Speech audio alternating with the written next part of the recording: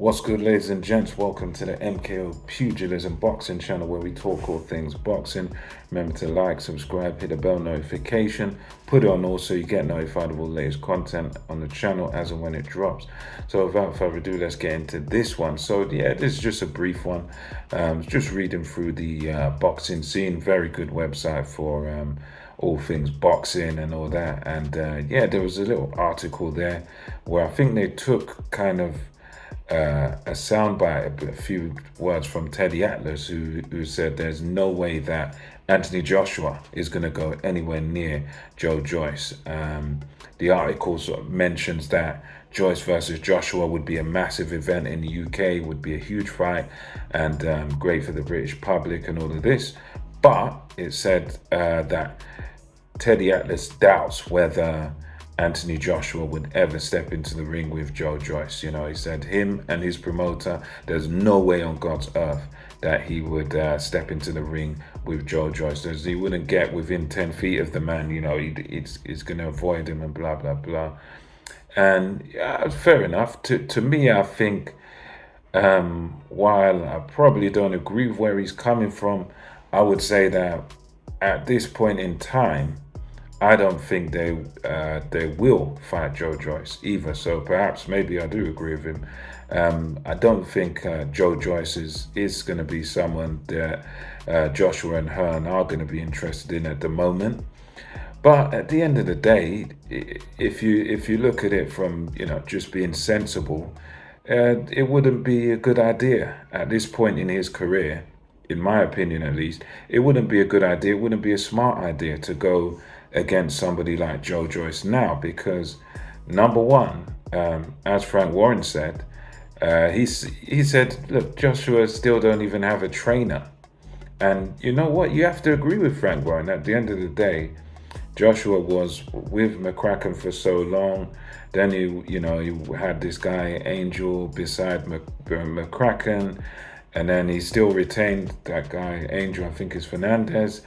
And then he brought Robert Garcia on board and done one camp with Robert Garcia in the Usyk rematch. There were some slight improvements in his game, but for the most, he still lost the fight. He has his mental breakdown and all this.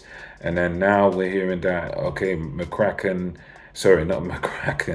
losing track of all these trainers, but Garcia is now out of the picture. And now he's searching for other trainers. He's been with Derek James. He's had a few visits with him. There was talk of Roy Jones Jr. There's been talk of Virgil Hunter. So he's definitely not settled, Anthony Joshua. Anthony Joshua is definitely not settled. So I think it's kind of silly to go around saying, oh, he wouldn't go near this guy or that guy. Because at the end of the day, you're talking about Joyce, who's a contender.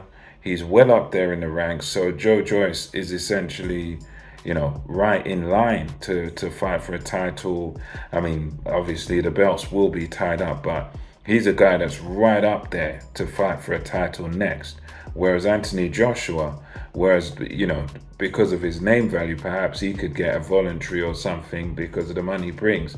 But at the end of the day, Joshua's coming off of 2 losses.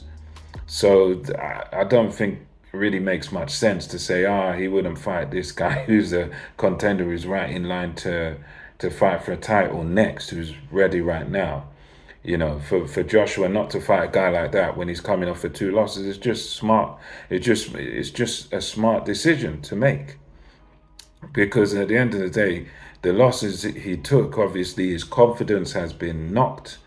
Even since the Andy Ruiz fight, I think mentally he's not quite right.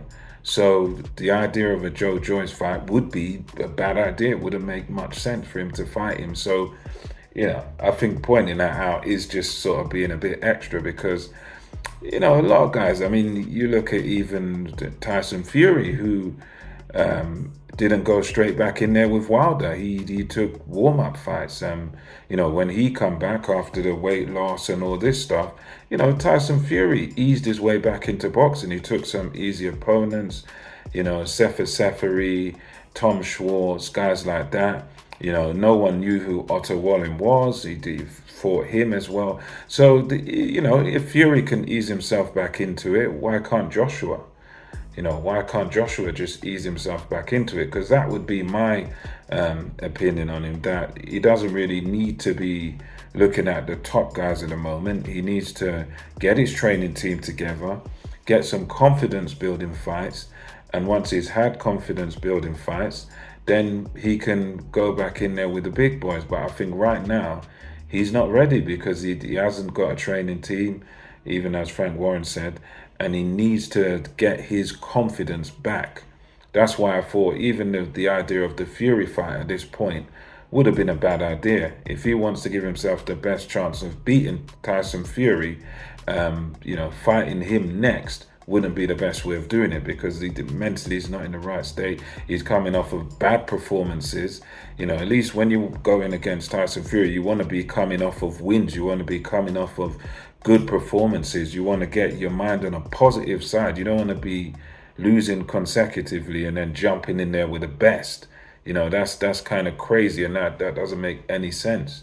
He needs to build his confidence back. But anyway, yeah, I do like Teddy Atlas's show regardless. I think he's forgotten more about boxing than hardly, loads of people actually know. So he's a very knowledgeable guy, but a very passionate guy. And sometimes he does go into rants about Anthony Joshua and stuff. And I think sometimes it is it's a bit unfair in a way, because you're talking, you're talking about Joshua not going near Joyce, but you're neglecting the fact that he's come off of two bad losses, where he hasn't been able to resolve what's gone wrong, so you're dealing with a guy who mentally is struggling, and he hasn't had a win in quite a while now. So to say, oh, he's not going to fight this guy is a bit of a reach, really, because no one